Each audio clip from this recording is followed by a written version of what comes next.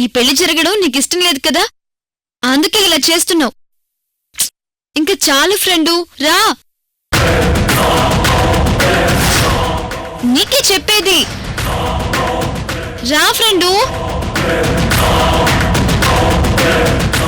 అమూల్య, అతనెవరో తెలిసిపోతుందని చెప్పాను కదా. అతనికి సంబంధించిన వస్తువు ఉంటే ఆ స్వామీజీ అతని రూపాన్ని చూపిస్తాడన్నాడని. హేమంత్, లావణ్యని పాడు చేసింది హేమంతా?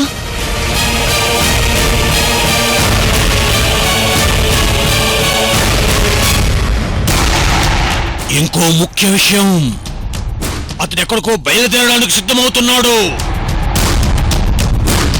తిరిగి వస్తాడో లేడో చెప్పలేమో. ఈ విషయం నేను వెంటనే అమూల్యకు చెప్పాలి.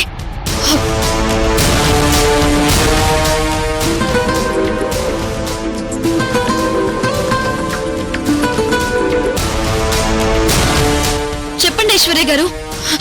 అమూల్య, లావణ్యని పాడు చేసింది ఎవరు తెలిసింది అమూల్య? ఎవరు ఎవరు ఐశ్వర్య గారు? ఎవరు కాదు అమూల్య, ఉదయ్ తమ్ముడు హేమంత్.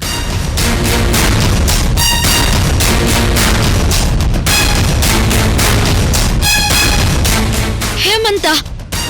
అవునమూల్య, హేమంత్ ఎక్కడికో బయలుదేరుతున్నాడట. నువ్వు వెంటనే ఉదయ్ ఇంటికి వెళ్ళు. హేమంత్ నాపో. అలాగే అలాగే ఐశ్వర్య గారు, నేను ఇప్పుడే బయలుదేరుతున్నాను.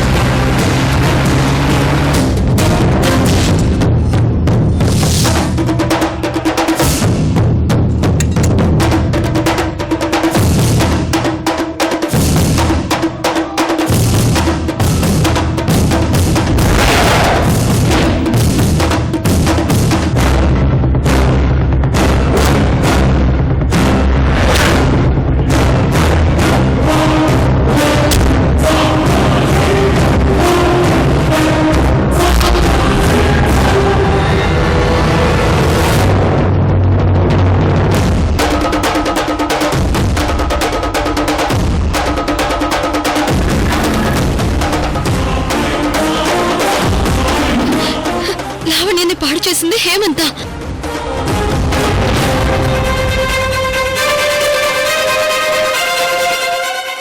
ఆ రోజు ఆ ప్లేస్ లో హేమంత్ అంత కంగారు పడింది కూడా అందుకేనా?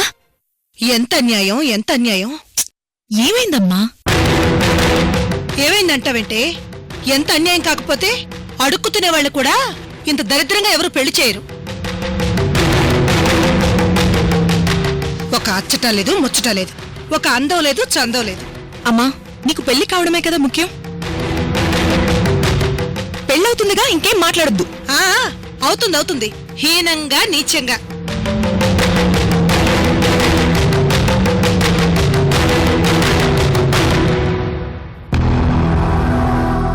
ఆగిపోయారేంటి మావయ్య గారు? కానివ్వండి. అల్లుడు గారు, ముడనేది చాలా పవిత్రమైంది. అందులో ఎలాంటి తప్పు జరగకూడదు. మీకు లావణ్యకు పెళ్లి జరిగితే అది క్షమించడానికి తప్పవుతుంది. మీరేంటో నాకు తెలుసు. లావణ్య ప్రెగ్నెన్సీకి మీకు ఏ సంబంధం లేదు.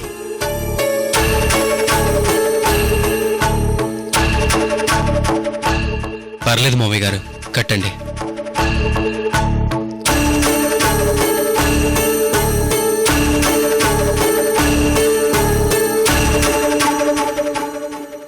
ఓం దీపం ప్రజ్వల్యామి. ఓం గణానాన్త్వా గణపతిగుం హవామహే. కవిం కవీనాముపమశ్రవస్తమం. జ్యేష్ఠరాజం బ్రహ్మణాం బ్రహ్మణస్పద ఆనశృణ్వన్నోతిభిస్సేద సాధనం.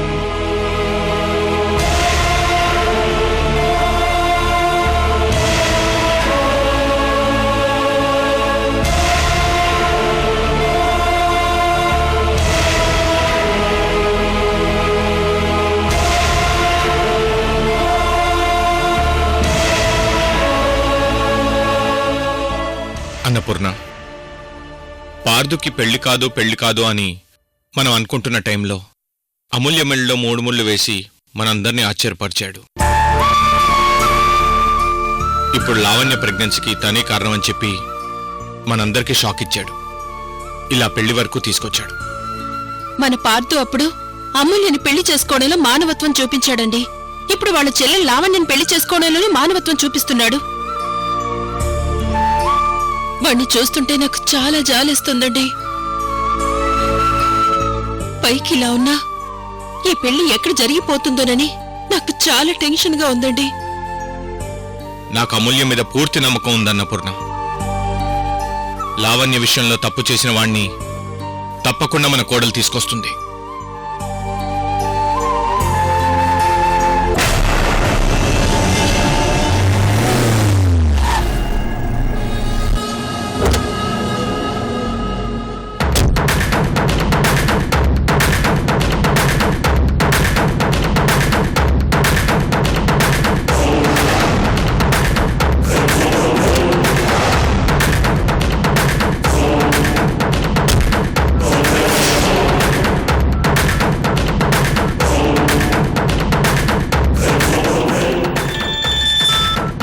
అమూల్య చెప్పు.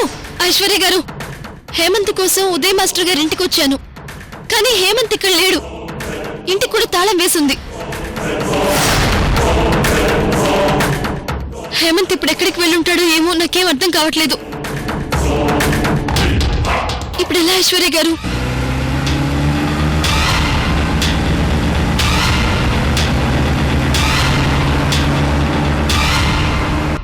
అమూల్య, ఆ ఉంగరాన్ని బట్టి హేమంత్ ఎక్కడున్నాడో, ఎటువైపు వెళ్తున్నాడో స్వామిని అడిగి నేనిప్పుడే నీకు ఫోన్ చేస్తాను. నువ్వెక్కడికి వెళ్ళకు. సరే, తొందరగా చేయండి.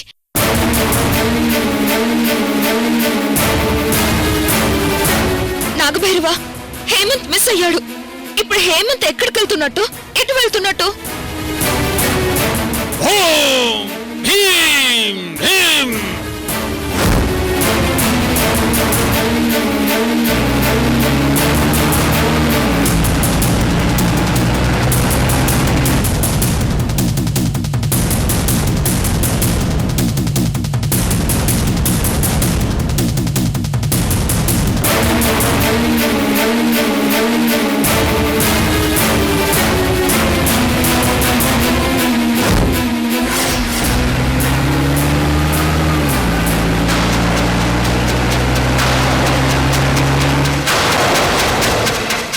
తొందరగా చెప్పు నాగభైరవా, అవతల అమూల్య వెయిట్ చేస్తుంది.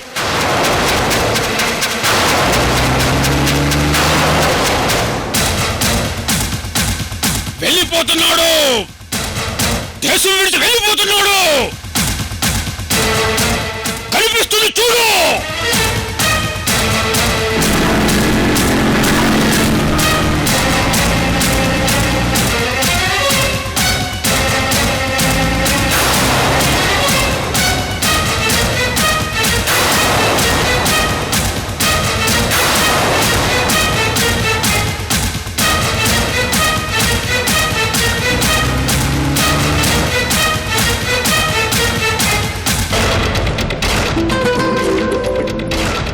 చెప్పండి ఐశ్వర్య గారు.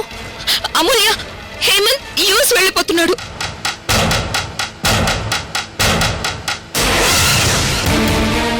సూర్యనారాయణ గారు, పెళ్లి కొడుకుని పెళ్లి కూతుర్ని త్వరగా అలంకరించి తీసుకుని రావాలి. అవతల ముహూర్తానికి టైం అవుతుంది. అలాగే పంతులు గారు. మీరు ఏర్పాట్లన్నీ పూర్తి చేయండి. ఆలోగా తీసుకొని వస్తారు.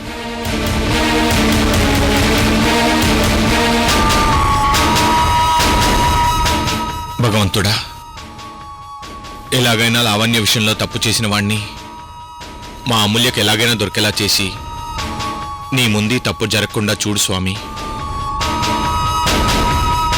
నా కొడుకు పార్థు జీవితానికి, ఆ లావణ్య జీవితానికి అన్యాయం జరగకుండా చూడు స్వామి.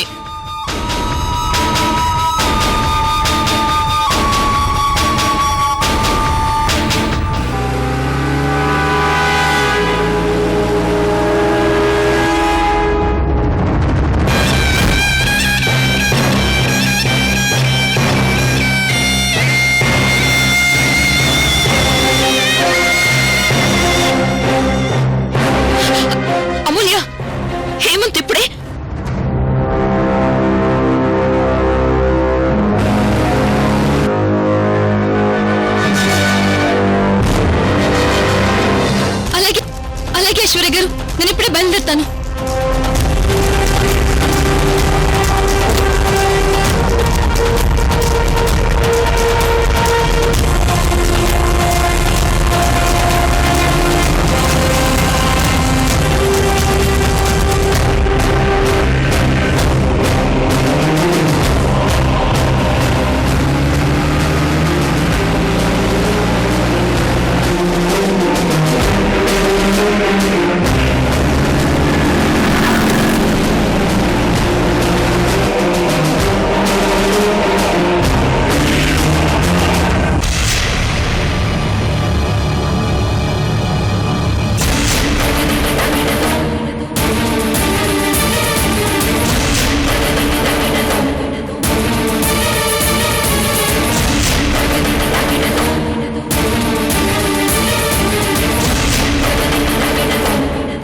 నాయనా వచ్చి పీటల మీద కూర్చో.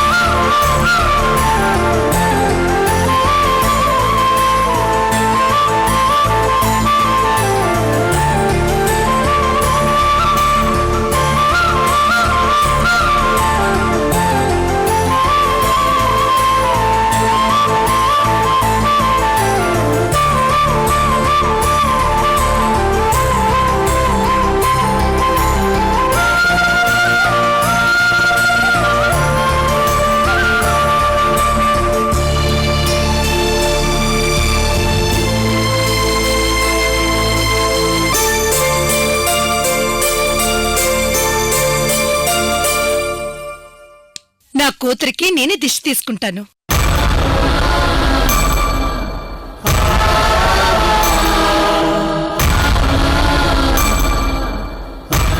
ఇరుగు దిష్టి, పొరుగు దిష్టి, ఊళ్ళో వాళ్ల దిష్టి,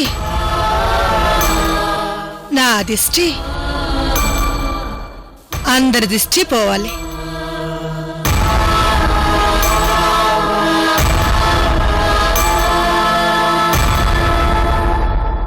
ఈ పెళ్లి గొప్పగా జరగపోతేనే నేను నిన్ను గొప్పగా అలంకరించుకున్నాను. నాకంతే చాలు. ఇక పదమ్మా. అమ్మా ప్లీజ్ అమ్మా, నాకీ పెళ్ళొద్దమ్మా. అసలు నా ప్రెగ్నెన్సీకి కారణం పార్థబావ కాదమ్మా. అర్థం చేసుకో అమ్మా, నాకీ పెళ్ళొద్దమ్మా. చెప్పింది చాలు, నోరు మూసుకుని పద. ప్లీజ్ అమ్మా, నేను చెప్పేది వినమ్మా. పార్థబావ వల్ల నేను ప్రెగ్నెంట్ అయ్యాననే కదా నువ్వు నాకీ పెళ్లి చేస్తుంది.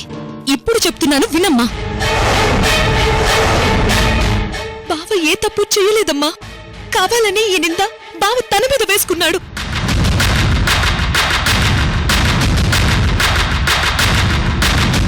నా కడుపులో బిడ్డకి తండ్రెవరో కూడా తెలియని నన్ను మీరు ఆవేశంలో ఏం చేస్తారో అనే భయంతో బావ ఈ నేరం తన మీద వేసుకున్నాడమ్మా.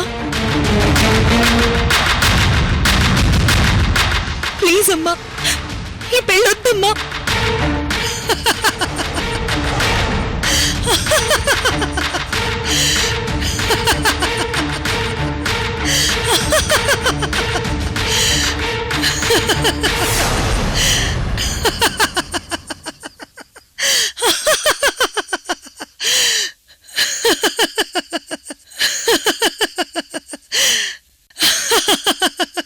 ఏయ్, నీ ప్రెగ్నెన్సీ కారణం పార్దు కాదన్న విషయం నాకు తెలుసు.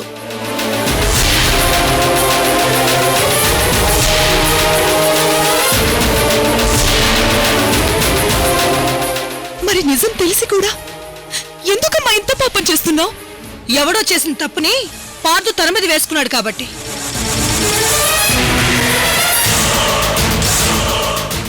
అల్లుడి గారికి బోలెడంత జాలి ఉంది కాబట్టి, ఆకాశవంత మంచితనం ఉంది కాబట్టి, నక్షత్ర మండలమంతా మానవత్వం మనకి వెలుగునిస్తుంది కాబట్టి, ముఖ్యంగా అల్లుడి గారికి కోట్ల ఆస్తి ఉంది కాబట్టి. ఈ కోట్ల ఆస్తులు పక్కన పెట్టమ్మా. ఆస్తులన్నవి ఎలాగోలాగా వస్తాయమ్మా. కానీ నువ్వు ఇలా చేస్తే అక్క జీవితం, బావ జీవితం నాశనం అయిపోతుందమ్మా. అక్క బావలిద్దరూ పార్వతీ పరమేశ్వరులా చల్లగా ఉండాలమ్మా. వాళ్ళకి అన్యాయం చేయొద్దమ్మా. ప్లీజ్ అమ్మా, ప్లీజ్ అమ్మా, ప్లీజ్.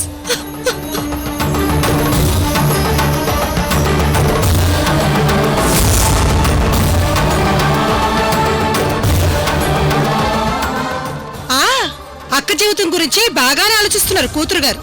నా మాట వినమ్మా. చూడు, పెళ్లి కూతురుగా అలంకరించి పెళ్లి పెట్ల మీదకి తీసుకెళ్తున్నాను. తన్నుకుంటూ తీసుకెళ్లే పరిస్థితి నాకు తీసుకురాకు. నోరు ముసుకుని పద. నీ మెళ్ళో పార్దు బావే ఖచ్చితంగా తాళి కట్టాల్సిందే. అంటే నీ నిర్ణయం మార్చుకోవా? మార్చుకోను. నీకన్నీ తెలిసి కూడా నువ్వే పని చేస్తున్నావంటే నువ్వు నీ ఇద్దరి కూతురుల జీవితాలతో ఆడుకోవాలని చూస్తున్నావు. నువ్వు అసలు తల్లివే కాదు, రాక్షసివి.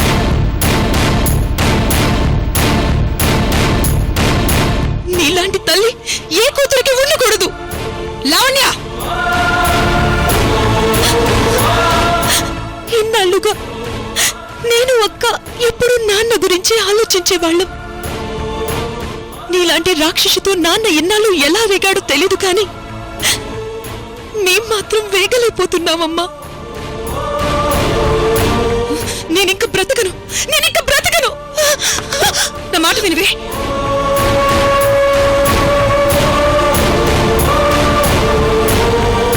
లావణ్య, ప్లీజ్ అమ్మా, నా మాట విను. లావణ్య, అమ్మా, అమ్మా, లావణ్య.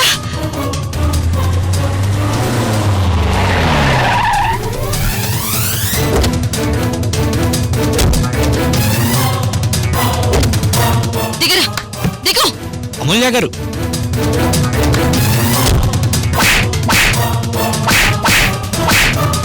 దుర్మార్గుడా, నా చెల్లెలు ఏ పాపం చేసిందనరా దాని జీవితంతో ఆడుకున్నావు?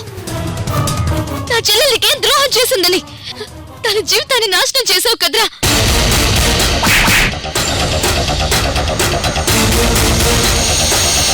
చెప్పురా, చెప్పు.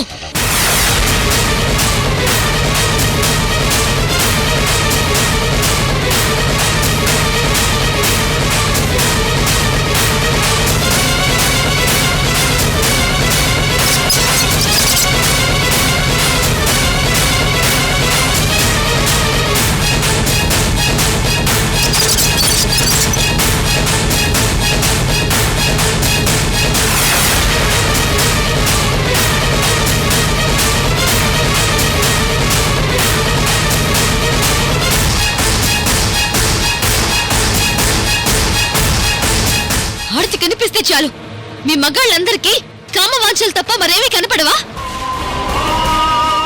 నా బంగారు చెల్లెలరా, నా బంగారు. నా చెల్లెలు చదువుకోవడమేనా తను చేసిన తప్పు? నా చెల్లెలు ఒంటరిగా రోడ్డు మీద నడవడమేనా తను చేసిన తప్పు? చెప్పరా చెప్పు చెప్పరా చెప్పు మాట్లాడవే మాట్లాడు ఎందుకు చేసావురా ఎందుకు చేసావు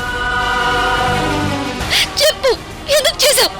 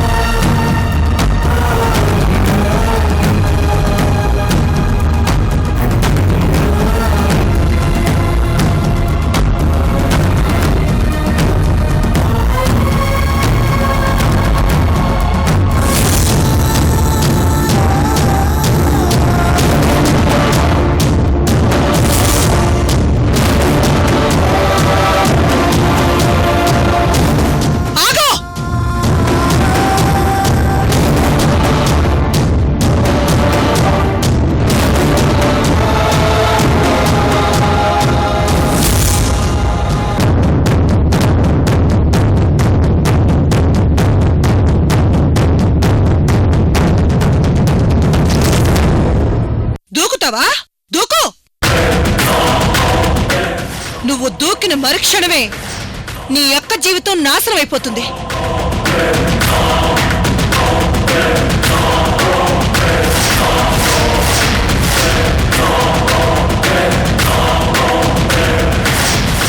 నువ్వు ఇప్పుడు దూకి చేస్తే నేను ఇంకెవరి కోసం బ్రతకాలే నా కూతురు నాకు దూరం అయిపోయిందన్న బాధతో అప్పుడు నీ అక్క మీద పగబడతాను